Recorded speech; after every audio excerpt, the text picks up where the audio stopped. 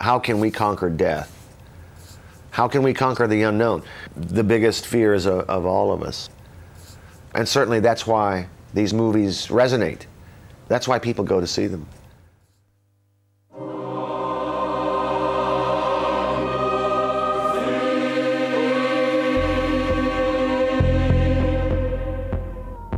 Bienvenue sur la 13e rue depuis Los Angeles pour cette soirée entièrement consacrée au mythe de Frankenstein.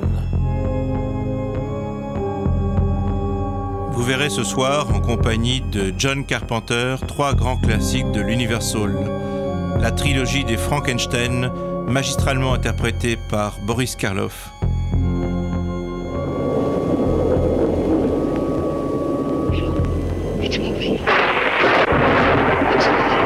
Mais vous découvrirez également un excellent documentaire américain, It's Alive, la vraie histoire de Frankenstein.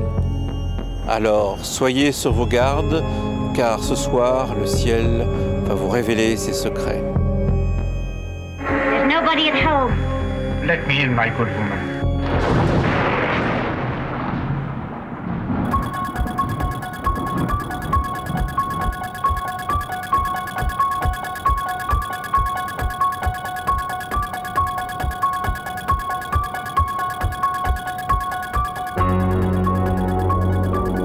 Depuis les collines d'Hollywood, nous allons retrouver en exclusivité pour 13e rue un spécialiste du genre.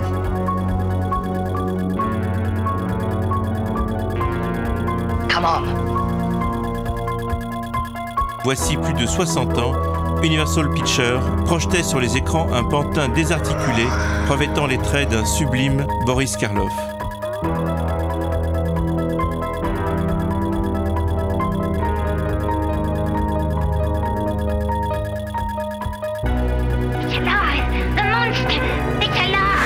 La créature de Frankenstein allait désormais venir hanter les salles obscures et rejoindre Dracula dans la catégorie des monstres légendaires.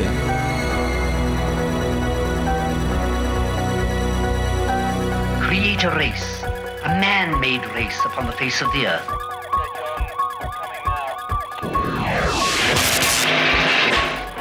It's coming up! On lui doit déjà La chose d'un autre monde et Le village est damné, 2 effrayants remakes. Vous l'avez reconnu, John Carpenter.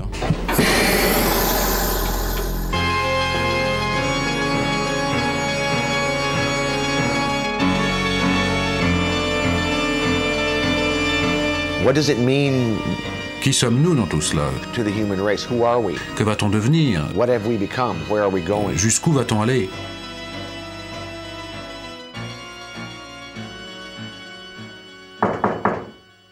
Quite sure you want to come in? John, you told me recently that... John, de tous les classiques du fantastique cinématographique, votre préférence va à Frankenstein. Pour quelle raison? I think the story. En fait, je pense que l'histoire elle-même, plus qu'un traitement sur le surnaturel comme Dracula, fait de Frankenstein une créature moderne. Frankenstein est créé par la science, et ce paramètre fait de cette créature un concept beaucoup plus intéressant que le surnaturel lui-même. Si vous aviez réalisé un Frankenstein, ou si vous en faites un jour prochain, quels sont les aspects que vous mettriez en valeur? Pour moi, le sens du mythe sur lequel repose Frankenstein, comme d'ailleurs tout ce qui a déjà été fait, repose sur quelques aspects de la science moderne, afin de créer une vie nouvelle basée soit sur la mort, ou peut-être sur quelque chose qui n'est plus vivant. Tout ceci conduit à se demander quelle est cette nouvelle créature. A-t-elle une âme? Quelles seront les conséquences qui entoureront la venue de cette entité nouvelle? On peut tout à fait comparer le mythe de Frankenstein aux manipulations génétiques et au clonage. Ces clones sont-ils des produits que nous devions naturellement créer de par l'évolution de la nature?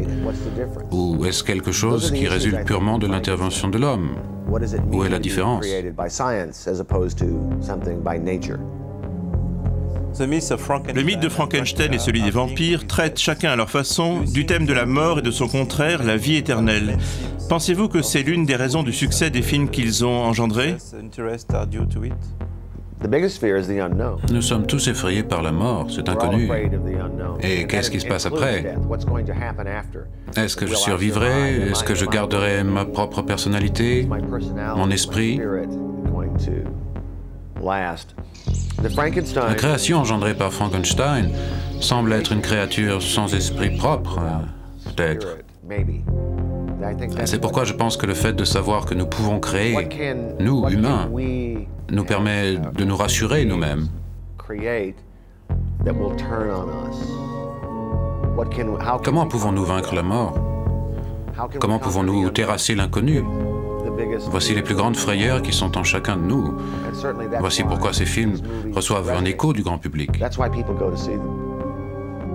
John, est-ce que vous pouvez nous présenter le premier Frankenstein de James Whale? James Whale's Le Frankenstein de James Whale est un travail purement embryonnaire dans la science-fiction. C'est le premier, c'est en quelque sorte le grand-père de tous les autres films intégrant des monstres. Et il ne relève pas de légendes basées sur le surnaturel. Ce n'est ni un loup-garou, ce n'est pas non plus un vampire. C'est un film extrêmement bien fait. James Whale était un réalisateur qui savait autant utiliser l'humour et les clins d'œil que la frayeur.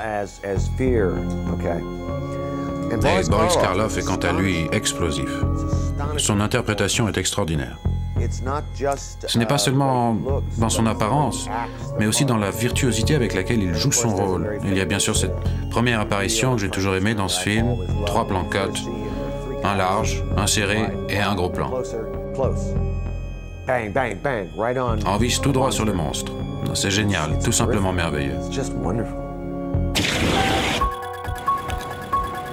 Et maintenant, place aux exploits de Boris Karloff dans le classique de James Whale, Frankenstein.